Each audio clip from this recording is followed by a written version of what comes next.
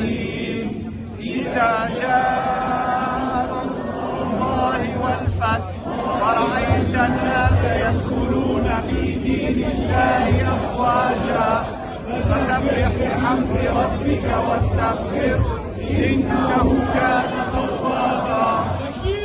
الله أكبر.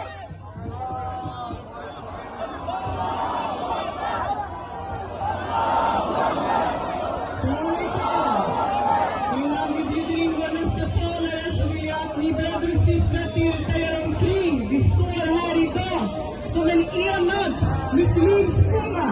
Vi står här med våra största muslimska organisationer. Vi har representanter från Islamiska förbundet i Sverige som är, och vi har också representanter för Islamiska Shia-samfundet i Sverige.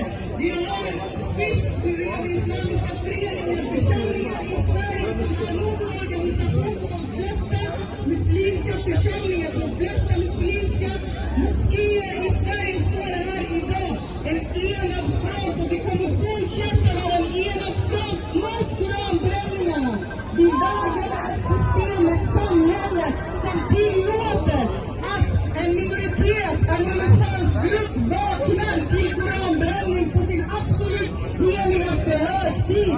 Det är därför vi står här idag tillsammans, och vi kommer fortsätta den här resan som en enad front. كده كده يا ماما. كده فين؟